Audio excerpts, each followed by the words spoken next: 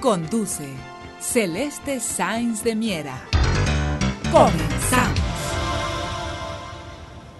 ¿Qué tal, amigos? ¿Qué tal? Muy buenas tardes, bienvenidos a su programa Voces del Periodista, en el espacio maravilloso de anunciación que dirige la muy querida Tere García Ruiz. Estamos transmitiendo en vivo desde el Club de Periodistas de México, el Templo de la Libertad. Tendremos un programa variado en contenido, en personalidades que nos acompañan, así es que les agradecemos mucho el ir de la mano por la vida con nosotros. Gracias por permitirnos compartirlo. Queridos amigos, continuaremos con el tema que han abordado el maestro Rodolfo Sánchez Mena, el doctor Juan Ramón Jiménez, sobre lo que son las guerras híbridas. Las guerras híbridas, la parte multifactorial precisamente de las acciones y de los movimientos de estas guerras pues tan complicadas y que van en escalada y en una aceleración del tiempo tremenda. Yo quiero agradecerle a ambos. Tendremos también de invitado al gran periodista Jesús Kramsky. Ya platicaremos de él. Recuerden, él además de todo es el sobreviviente, el único sobreviviente de un avionazo que hubo en la época en que se hacía la campaña para el expresidente Luis Echeverría. Vamos a estar interesante. Ahora yo le agradezco enormemente al maestro Rodolfo Sánchez Mena, muy buenos días, al doctor Juan Ramón Jiménez, y en este caso, maestro Rodolfo Sánchez Mena, usted ha dado seguimiento a estas circunstancias del espionaje, en estas guerras multidimensionales, la parte y el papel que juega el espionaje. Se supo de un hackeo a un equipo de espionaje bastante sofisticado, HT, y en este caso, bueno, pues todo lo que vulnera a diferentes personalidades. Esto afecta y se tocó el punto en varios países, pero en lo que alude aquí a México, bueno, yo le pido a usted si lo puede ampliar y lo que puede derivar de ello, porque obviamente se conocen datos personales de políticos, de empresas, y bueno, también obviamente de periodistas. Lo escuchamos, maestro. Bueno, aquí lo interesante es que tradicionalmente el espionaje lo practicaban los estados, las grandes potencias. Es parte de la política de las grandes potencias tener información de inteligencia.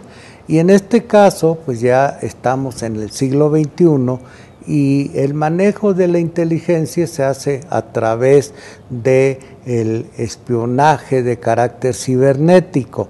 Pero ahora la gran sorpresa para todos nosotros es que ya rebasó a los estados y se han constituido empresas, corporaciones que lo practican. Y esto pues plantea una situación novedosa para los estados, para los ciudadanos, para las empresas que prestan los servicios de radiotelefonía, para las empresas que prestan los servicios de información y sobre todo para los analistas como los periodistas que están metidos en esta circunstancia. Es por ello de gran interés fuera de nuestro país para organizaciones como la Universidad de Toronto, la Universidad MUNS, el Centro de Estudios Globales, que hizo un laboratorio que investiga todos este tipo de nuevos fenómenos. También el Centro de Estudios de nuestro apreciado amigo, el doctor Chesudowski, en su portal, que es muy importante, aborda en 3 artículos esta circunstancia. Y 2 periódicos de fama internacional, como son The Guardian, el inglés, y el Washington Post, analizan esta circunstancia. Quiere decir que no se trata de un problema de poca monta, sino que tiene serias repercusiones, y en el caso de nuestro país, pues es de singular importancia, toda vez que no nada más lo practicó el gobierno federal, sino también gobiernos estatales. Y hay que recordar que las regulaciones de orden legal, constitucionales, pues no facultan, no permiten y que esto podría dar lugar a que se estuviera realizando un espionaje de manera irregular o ilegal. Y bueno, pues esto también nos lleva a una serie de preguntas, porque los servicios que se contrataron se hicieron también a través de empresas triangulándolo, triangulando empresas que lo contrataron a través, los gobiernos de los estados contrataron a través de una empresa particular que se llama SIM, y esta a su vez surtía a estos gobiernos estatales. ¿Qué es lo que les surtía? Pues un sistema de control remoto, que denominado Galileo, tiene otro nombre, pero que permite la intrusión en los teléfonos celulares, que permite la intrusión en sistemas de cómputo y la vigilancia a movimientos sociales y otro tipo de grupos que seguramente están conectados con la delincuencia.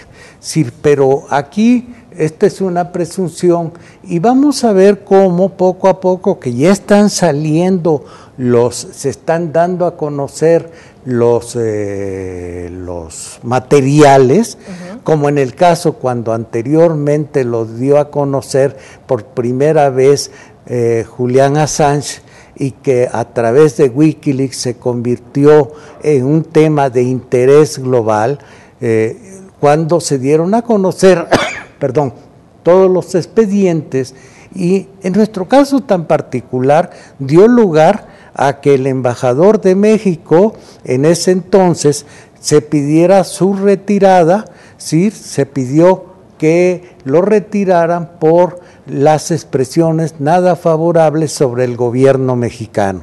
Entonces, todavía no se dan a conocer cuáles son los contenidos, pero el problema está en que la empresa que prestaba los servicios, esta empresa Hacking Team, perdió el control y se ubica, ellos mismos lo dieron a conocer, que estaba en una situación altamente peligrosa,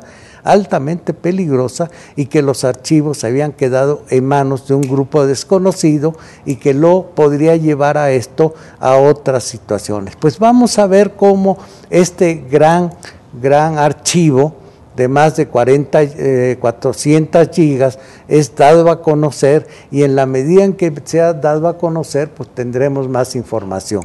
Por lo pronto, en el caso, por ejemplo, de periodistas que hacían reportajes de Etiopía desde Estados Unidos, se vio cómo, ya investigado por el Washington Post, cómo estaban hackeados sus archivos, y sin que estos se dieran cuenta, a través de los servidores de los Estados Unidos, iban de ida y vuelta a través de diferentes países, que es lo mismo que estaba sucediendo con México. Y el uso de los ordenadores norteamericanos, bueno, pues plantea también para el gobierno norteamericano problemas de regulación, como ya lo estamos comentando, problemas de regulación, porque el uso de estos programas de intrusión, de programas espías, pues plantea inclusive violaciones de convenios internacionales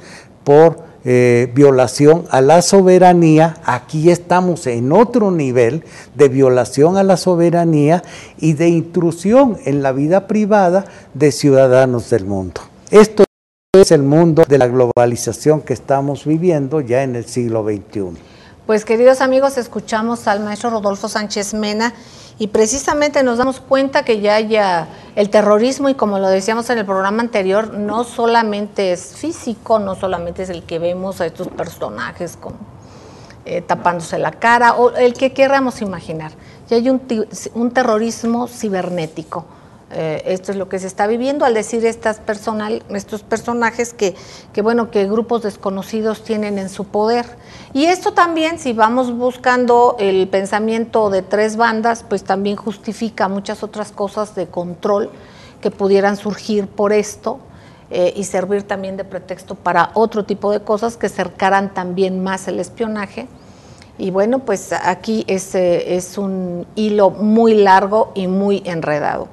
Vamos a ir a un corte, queridos amigos, no sin antes decirles que en estas guerras híbridas, ahorita como se habla de ciberterrorismo, que es esto que comentaba el maestro Rodolfo Sánchez Mena, bueno, también hay guerras alimentarias. ¿En qué estatus estamos? El control de los seres humanos por los alimentos, por los recursos naturales. Vamos a ir a un corte y el doctor Juan Ramón Jiménez va a abordar este tema, obviamente, con el seguimiento del maestro Rodolfo Sánchez Mena. El maestro Rodolfo Sánchez Mena hizo un seguimiento también, una investigación muy importante. Entonces, entre ambos será un privilegio poderles escuchar. Vamos a un corte y no tardamos. Gracias.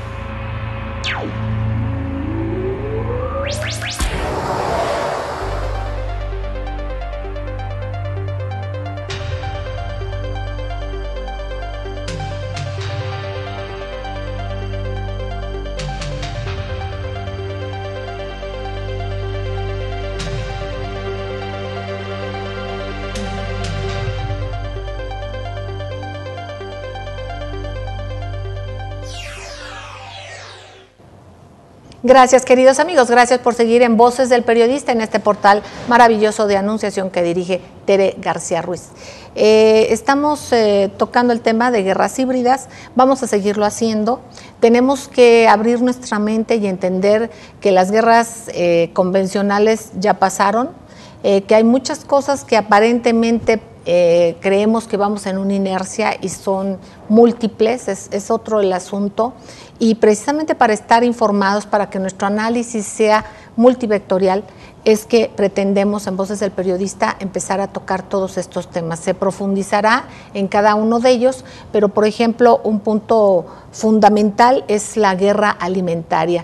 Yo le pediría al doctor Juan Ramón Jiménez si nos compartes algo, obviamente con el maestro también Rodolfo Sánchez Mena, que han hecho una investigación importantísima sobre este tema. Pues siguiendo la ruta de lo que se está platicando, recuerdo yo, abriendo un paréntesis sobre esto, recuerdo el caso de Prisma. Prisma fue la parte medular del espionaje norteamericano que se abrió a los órganos internacionales, donde se mencionaba mucho la penetración en las cuentas de Internet. Me acuerdo que la primera que se dio a los intereses de la National Security Agency de los Estados Unidos, la NSA, fue Hotmail de Carlos Slim y Bill Gates. Y la última que se dio a las pretensiones de Prisma, que es un operativo de altísimo nivel en el área cibernética, pues fue Apple. Entonces, pues esto nos daría una idea de la penetración que tenemos en todos los niveles, pero el tema que estamos tratando de darle seguimiento es el tema de los alimentos mezclados con o correlacionados con los energéticos y con el cambio climático, porque lo que se está viendo ahorita en la FAO es que a 1 grado de temperatura que aumente la Tierra está afectando al 10% de la producción de alimentos. Entonces esto está generando un tema de altísima especulación en las bolsas de mercaderías, específicamente la bolsa de Chicago, en donde cotizan la mayoría de los agroalimentos, que el último dato que tenemos de la ONU es que hay un incremento en el índice alimentario del 60% en los últimos 6 meses. México parece que no está interesado en este tipo de temas que nos llegan prácticamente a la alimentación, y que esto está creando un problema de desabasto de alimentos. Hacemos una cosa muy rápida en el sentido que le digamos, México tenía 3 áreas estratégicas de alimentos. Era el área noreste, en la zona cercana a Matamoros, Tamaulipas, que ahora cayó en poder del narco. Se acabó esa zona de alto ingreso alimentario. Teníamos la otra zona del Bajío, el famoso granero de la República, que cayó en manos de las transnacionales, las agroindustrias transnacionales, y últimamente la zona más productora de alimentos es Sinaloa, en donde prácticamente el mercado de la zona de Sonora, Sinaloa, es hacia Los Ángeles. Ahí tenemos una gran población mexicana, aproximadamente de 5 a 10 millones de mexicanos, unos legales y otros ilegales, pero el hecho es que las 3 grandes áreas de alimentos que tenemos en México están subordinadas a los intereses de las grandes agroindustrias internacionales. Por un lado, antes teníamos a CONASUPO, que nos ayudaba a comercializar los alimentos, pero con este nuevo modelo económico neoliberal, todo el modelo de comercialización pasó a Cargill, básicamente, aunque también a Archer Daniels Midland, y a la francesa, obviamente, ahorita que estaba el presidente en Francia, Dreyfus. Entonces es importante entender el juego de la comercialización, porque México en estos momentos lo único que está haciendo es intercambiar los dólares que entran por la venta de petróleo por alimentos. Somos el país ahorita pues más importador de alimentos en todo el mundo.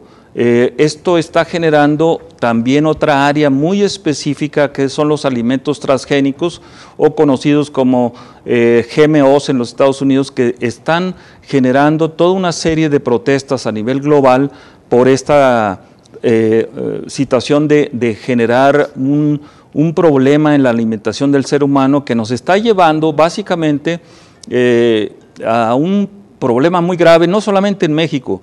En México somos el país ahorita con el segundo nivel de obesos en el país. El primer lugar lo tiene Estados Unidos. Pero veamos este otro asunto, este tipo de alimentación que nos están generando las transnacionales están siendo prácticamente en azúcares refinados y en harinas refinadas. ¿Qué quiere decir esto? Que Coca-Cola, por ejemplo, es la que más genera azúcares refinados, y Bimbo es el que más genera harinas refinados. Entonces, la propuesta que hacemos en este programa es que es necesario tener una política seria, fiscal, para gravar a estas empresas, Coca-Cola y Bimbo, con impuestos en cascada que vienen prácticamente de este problema gravísimo que tenemos en el caso de la sobrepeso en la población, no solamente de México, insisto, Estados Unidos tiene un problema más grave que nosotros, pero a nosotros que teníamos una alimentación relativamente buena, nos han generado con esta comida chatarra un problema grave, y son las grandes empresas comercializadoras, insisto, Cargill, y que llega a los hipermercados como Walmart, que deberían de tener prácticamente un esquema fiscal para no afectar la salud de los mexicanos, que luego esto está generando cánceres, epidemias, diabetes y todo este tipo de problemas, Celeste. Y yo iría mucho más allá que lo fiscal. Obviamente lo fiscal es fundamental, pero estamos centrándonos en lo económico. ¿Qué pasa con las personas? ¿Por qué se permite que algo que ya está demostrado que causa daños a la salud, se permita que se sigan vendiendo? Nos damos cuenta en qué nivel están estos grandes intereses económicos a nivel internacional.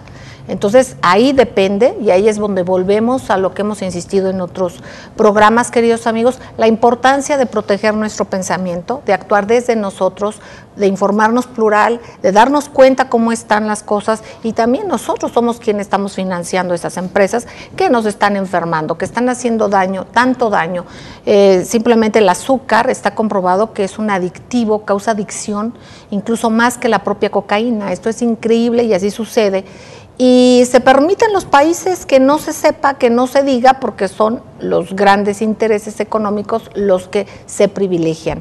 Es momento en que en el carril que nos toque de este espacio cibernético, que obviamente será minúsculo en proporción a todo lo que nos estamos enterando, y del espionaje, de lo que se mueve, del dinero, de la alimentación, de todos lados, bueno, ese pequeño carril que tenemos, aprovecharlo de la mejor manera, informarnos y saber ya en qué terreno estamos pisando, y también tomar nuestra participación en este asunto que nos atañe directamente. Maestro Rodolfo Sánchez Mena. Pues es muy importante lo que comentaba el doctor Juan Ramón en términos del cambio climático, porque va acompañado de un proceso bastante interesante, que es el desplazamiento de las empresas, de los corporativos que producen los alimentos del norte al sur. Es decir, hasta los años 90 del siglo pasado, los países del norte eran los grandes productores de alimentos. En la medida en que también el cambio climático, y esto lo dejo para los expertos en ello, pero también en la medida en que se ha dado una fuerte competencia y ha habido un cambio de orden geopolítico, las empresas multinacionales se han venido desplazando hacia el sur y han entrado en fuerte competencia con los productores campesinos, con el modelo de producción campesina. El modelo de producción campesina es muy importante porque es la que produce los alimentos para los países que consumen estos alimentos. O sea, los países del sur buscan tener una producción adecuada a las necesidades de su población. Las corporaciones lo que buscan pues es tener grandes utilidades y tener el dominio también de los territorios, tener el dominio del agua, que es fundamental, y esto está aparejado tras de ello en la Estrategia Nacional de Seguridad norteamericana, que es de carácter militarizada y que está planteado en un documento y que se plantea, que dicen que quieren controlar el agua, los alimentos y los energéticos. Entonces, esto nos plantea una circunstancia bastante compleja que nos lleva a nosotros a hacer un replanteamiento de qué está sucediendo en este momento con el presupuesto cero y qué va a suceder con la producción agroalimentaria en México.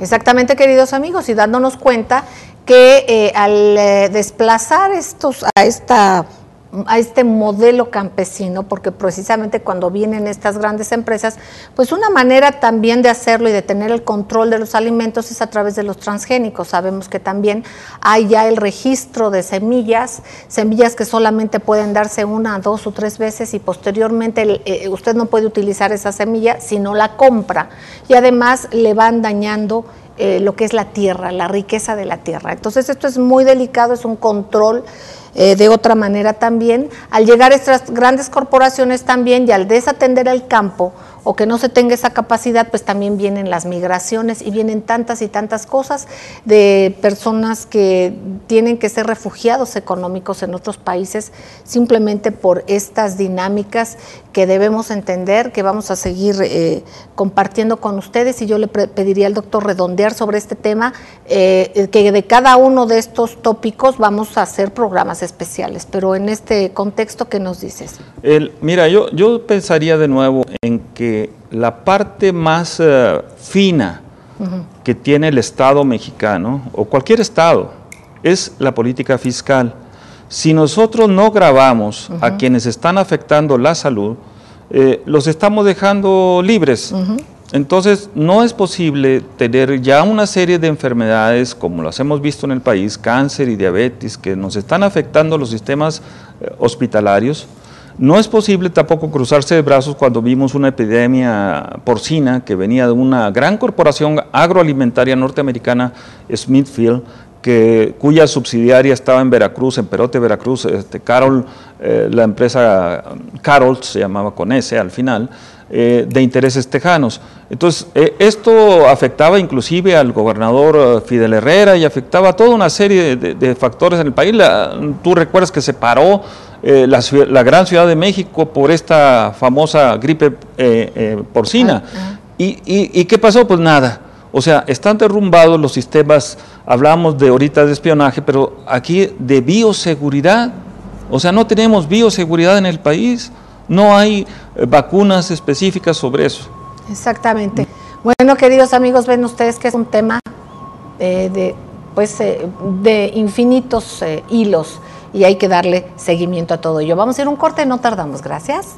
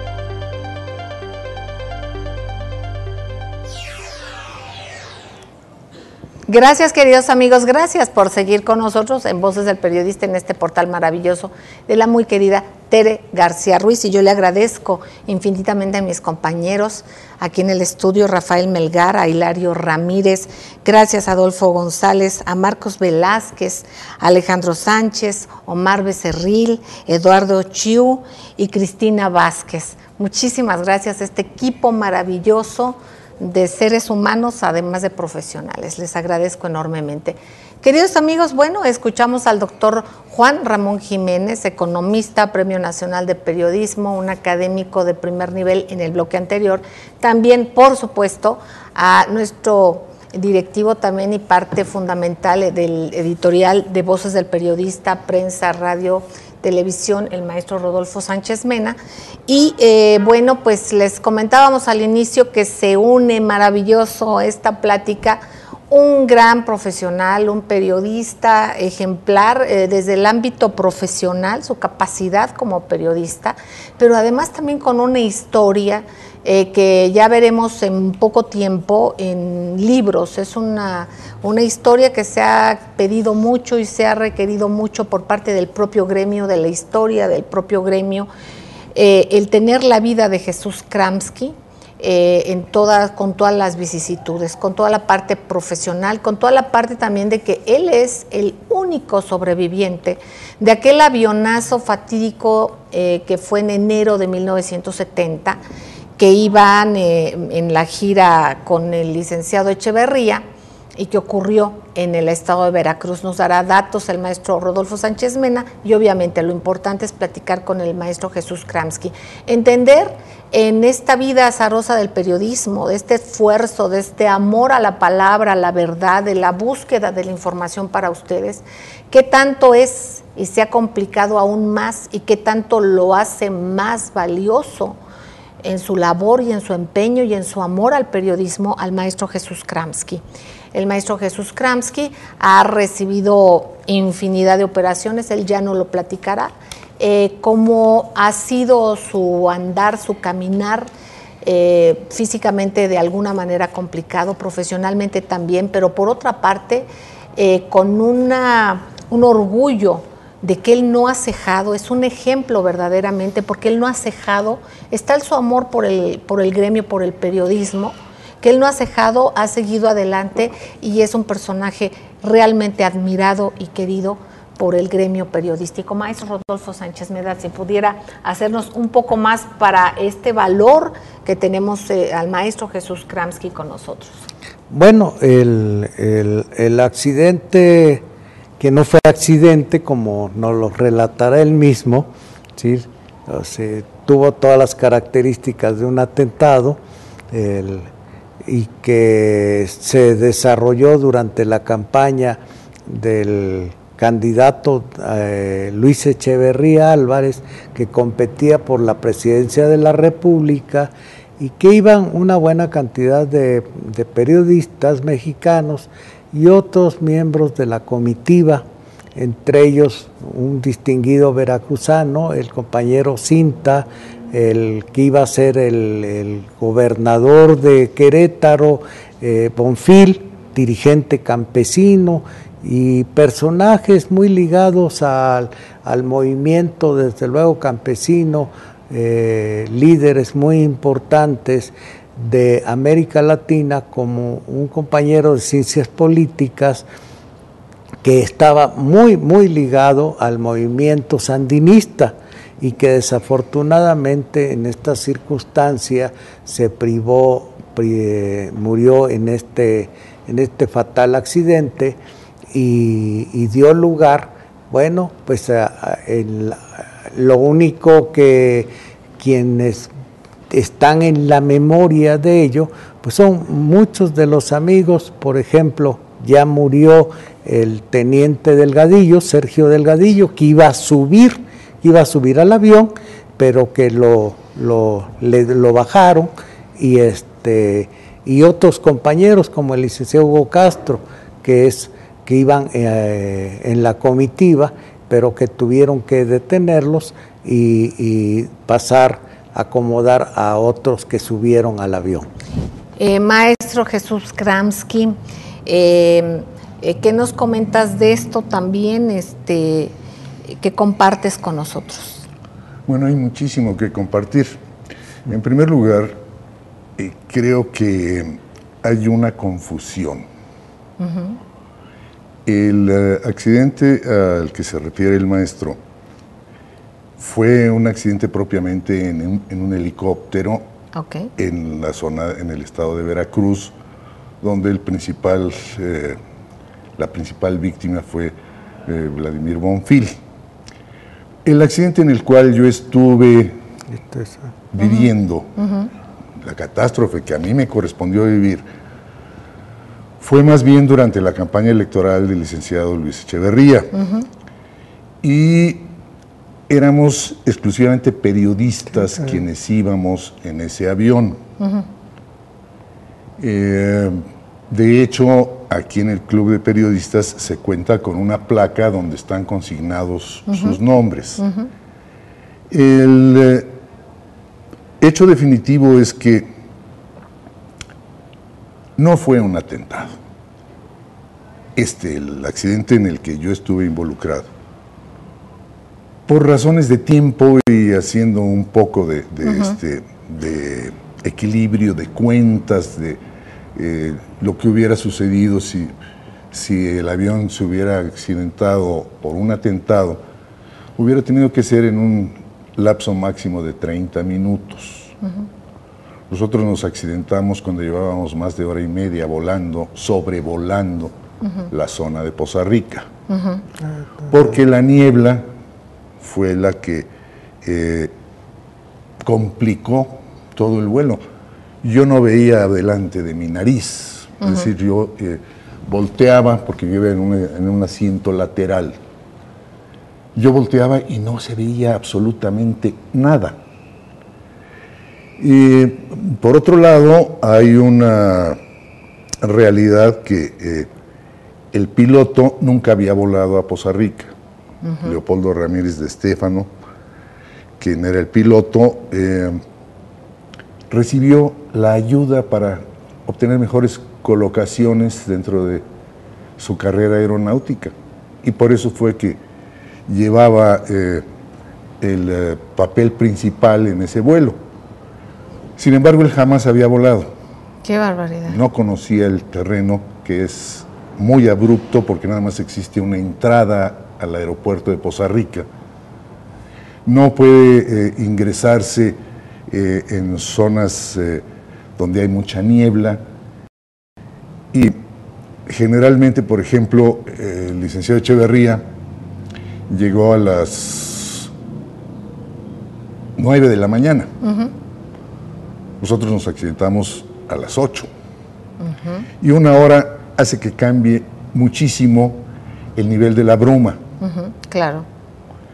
Entonces el piloto quiso encontrar un hueco porque ya le tocaba aterrizar. Y vio una obscuridad, eso me lo platicó uno de los pilotos que estaban en en la comitiva de vuelos, porque ese día llegaron 8 aviones y nosotros éramos el 9º avión. Y uno de los que sí aterrizó sin muchos problemas e inclusive tuvo comunicación con el piloto de nuestra nave, me lo comentó, dice, él se perdió, en primer lugar se salió de ruta y en segundo lugar, buscando un hueco entre la niebla, encontró algunos jirones y al fondo vio una, ¿qué pudiéramos decir? Una oquedad, un punto negro, porque las nubes no son estáticas, se están moviendo constantemente. Entonces, creyó encontrar por ahí el hueco. Yo alcancé a ver en ese momento el follaje, la maleza que estaba a unos, pues que habrá sido unos 300 metros abajo de mí o 200 metros, no sabría yo decir la cantidad exacta. Yo alcancé a ver algo de la vegetación y entonces en ese momento el avión se dirigió a ese hueco, a ese punto negro y con lo que nos encontramos fue con la cima del cerro. Exactamente. Es más, si hubiéramos pasado, ¿qué te dijera yo? 15 metros arriba, no hubiera sucedido absolutamente nada, porque el primer impacto que tuvo el avión fue contra los árboles. Y los árboles fueron los que cercenaron un ala, el ala izquierda del avión. Y de ahí el avión se despeñó y se fue deshaciendo en la ladera, pues hasta quedar en lo que era un promontorio ridículo. Era un promontorio de 900 pies de altura. Lo que pasa es que él estaba buscando ya el hueco para entrar, para aterrizar al aeropuerto, para localizar el aeropuerto, porque no había localizado el aeropuerto. Entonces sí hay una serie de aspectos muy interesantes a este respecto. Y precisos, ¿no? Sí, cuento con los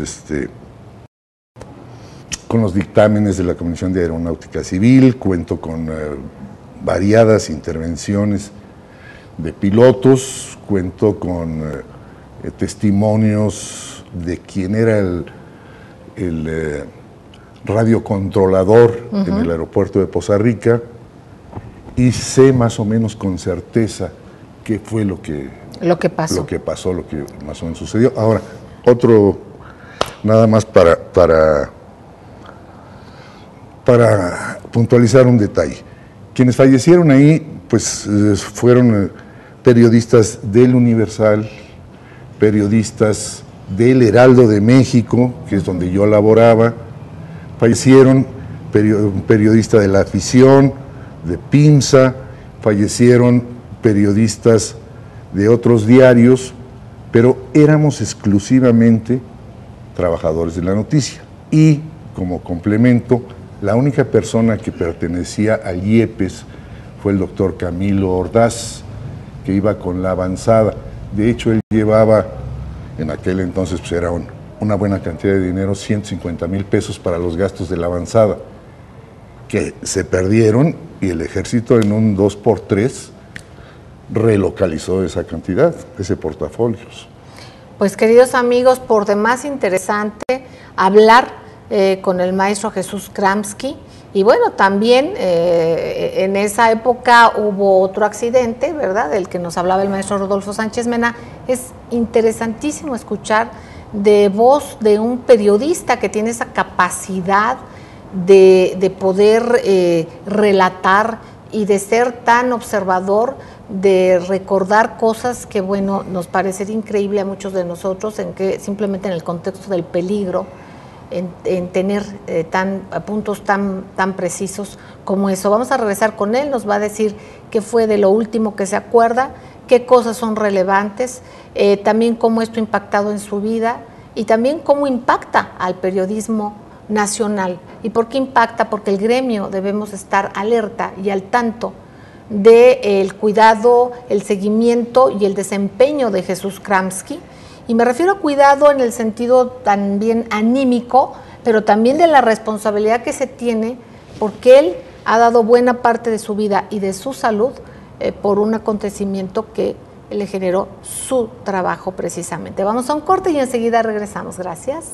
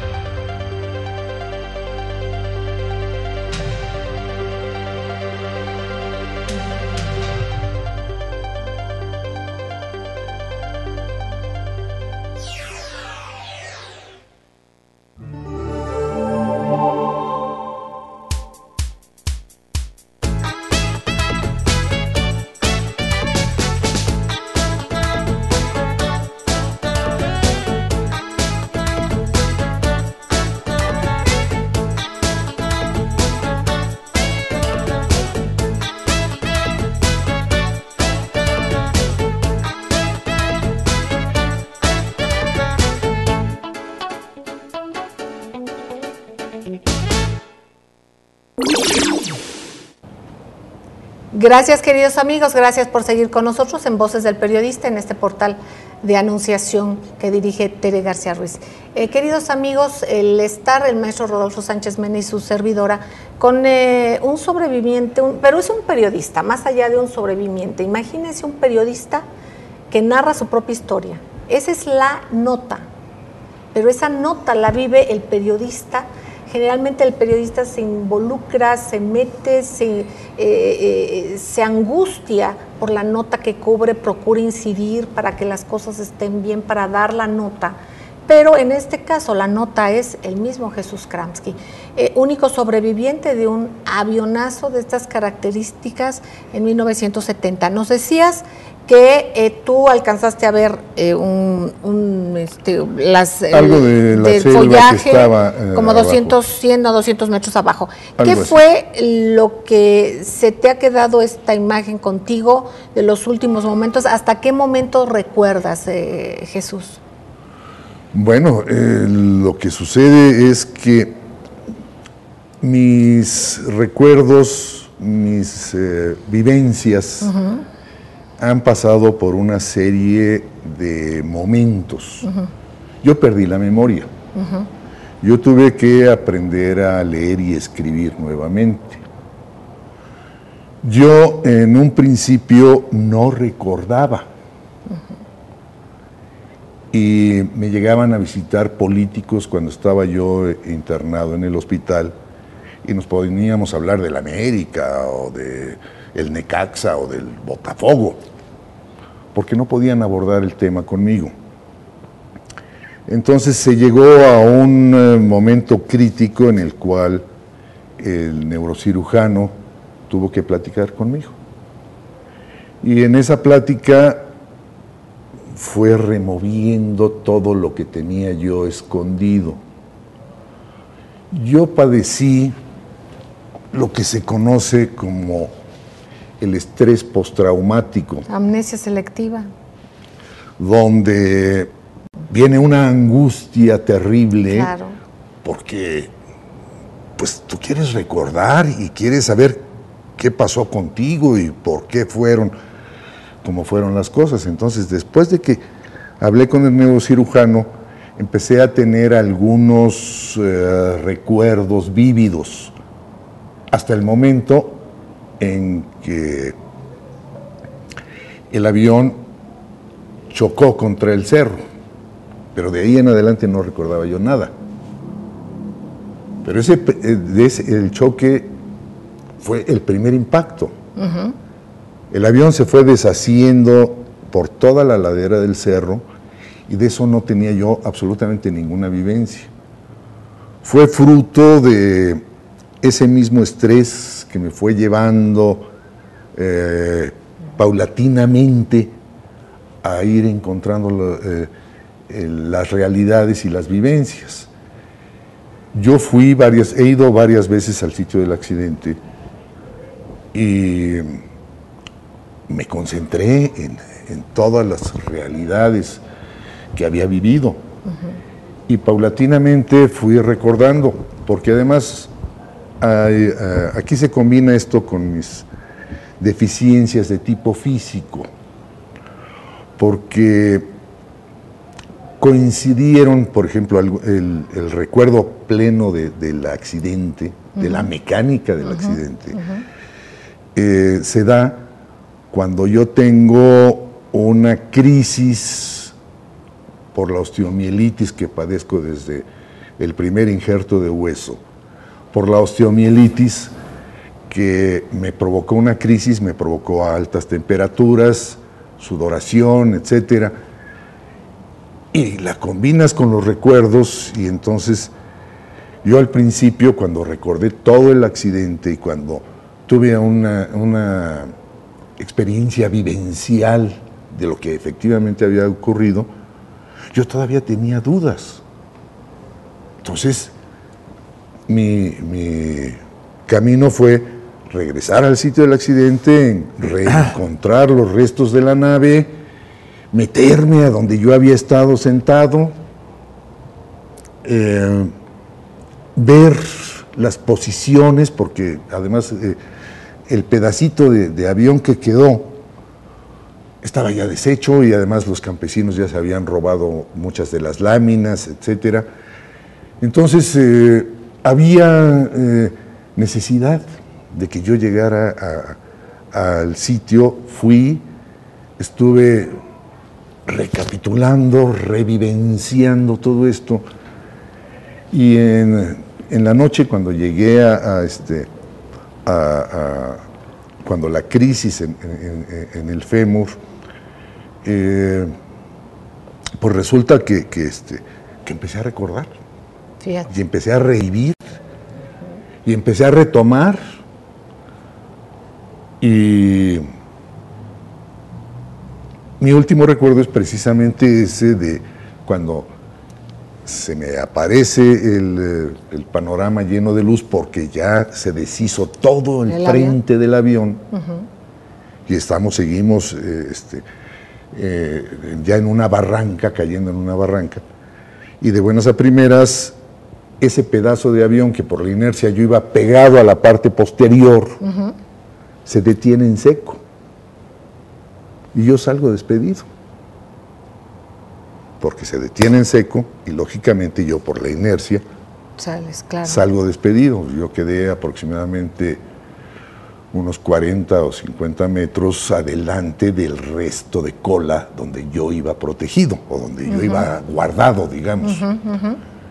Y ese es el momento de los golpes, y se cierra todo hasta que recupero el conocimiento ya tirado en el cerro. Jesús Kramski, y tú como periodista relatar esto, está haciendo un libro, de hecho ya está en la última etapa en la corrección de estilo. Va a tener, y vamos a poderlo tener físicamente, un libro, y también va a estar en línea para que podamos tener una experiencia que no nada más es el accidente, es todo alrededor del accidente, y también la importancia de la vida, la importancia del testimonio de Jesús Kramski, no solamente de ese momento, un testimonio de vida importantísima, valiente y con un amor profundísimo.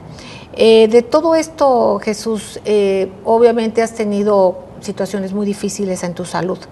Sí. Y que has tenido más de 100 operaciones o casi 100 operaciones. No, nada más 80. 80, qué barbaridad. Bueno, nada más 80. Estamos en eso, y qué bueno, Jesús, que así lo ves, y finalmente él está vivo, está con una familia hermosa. Pero, ¿qué nos puedes decir, independientemente que tenemos que dedicar mucho más tiempo a lo que tú tienes y a la manera tuya después del accidente? ¿Cómo te percibes a ti mismo, más allá de ese momento? Bueno, aquí tengo que hacer una aclaración. Yo todos los días y a todas horas estoy conviviendo con el accidente y con sus secuelas. Entonces, no es tan sencillo el hacerlo a un lado. Lo que sí es positivo en cuanto a esta realidad posterior al accidente es entender plena y totalmente que la vida es un milagro. La vida es un milagro que se está renovando a cada segundo. Todos los días. A cada instante. Nosotros estamos recibiendo los beneficios de estar vivos aquí. Porque todos nosotros también formamos parte de un ciclo de vida. Si me pongo a reflexionar un poquito o a recordar cuántos de los que en su momento me hablaron o me dijeron o me reconocieron porque había yo sobrevivido, ¿cuántos de ellos todavía están vivos? Exactamente. Son ciclos. Y yo ya no me puedo considerar en este momento como un premiado por la existencia. Yo simple y llanamente reconozco que el patrón me quiere mucho y pues dice, a ver si te compones. pero lo malo es que voy de mal en peor. Esa es la bronca. No, pero voy caminando y voy recibiendo todos los días las bendiciones y las gracias de estar aquí entre ustedes y de gozar de infinidad de amigos y gozar de mis hijos, de mi esposa, de mis nietas. Claro. Que va a llegar el momento, que va a llegar el día en que yo me vaya, porque bueno, a la mejor es al rato, o a la mejor es dentro de 3, 4 años.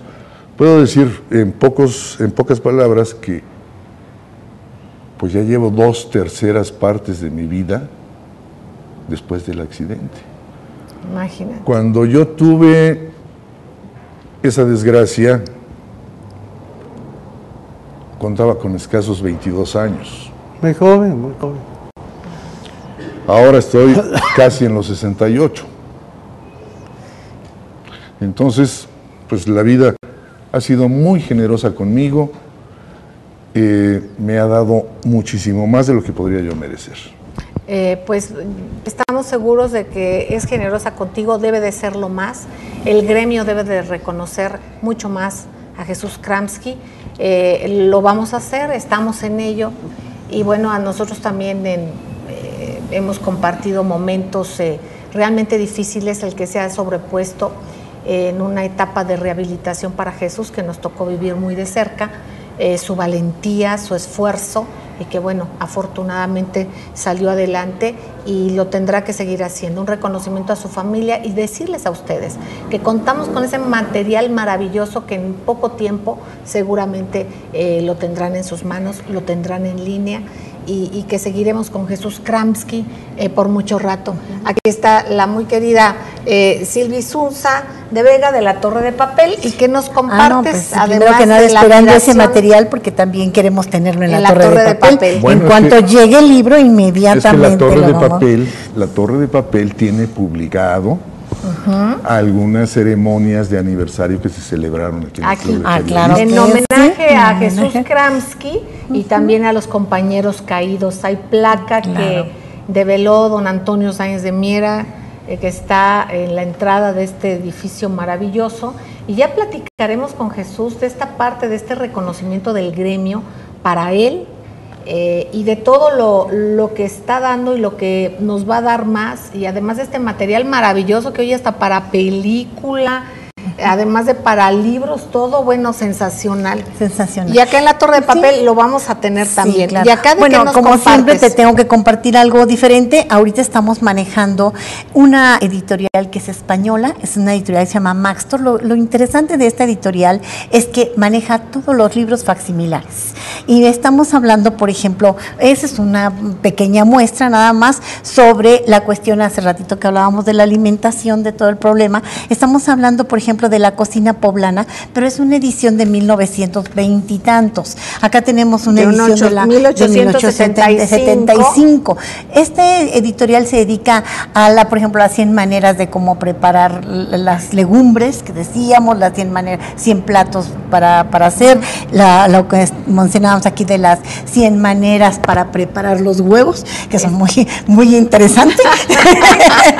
Entonces aquí, y estas son ediciones también de algunos, como estos de México, y están sacando todos los libros de en aquel entonces. Es algo tan interesante, por ejemplo, que tú dices aquí una receta que se hacía hace muchos años, por ejemplo, para preparar algo, se rezaba un Padre Nuestro para el tiempo que llevaban de espera, por ejemplo, el cocimiento de huevos, de todo lo que podría ser el arroz, etcétera. Entonces, eso lo tenemos, ya saben, en la Torre de Papel. Ahorita son cosas de novedad y pues así como esto, muchas cosas más. Venga a la Torre de Papel, también tengo una visita gratuita al Club de Periodistas de México, y hay muebles que están aquí alrededor. Hay cosas muy importantes, muy interesantes en el Club de Periodistas de México, y también, por supuesto, la Torre de Papel. Así es que nos hagan sus citas. www.latorredepapel.com. Ahí nos pueden mandar por sus datos. Ya estamos yéndonos, nos da una pena enorme, porque es una charla tan rica con Silvia, pero además con el maestro Kramski, pero lo vamos a prolongar Gracias al maestro Rodolfo Gracias, Sánchez Mena, buenas tardes. al doctor Juan Ramón Jiménez, pero sobre todas las cosas a ustedes. Les queremos muchísimo, un beso tronadísimo y nos vemos en la próxima. Gracias.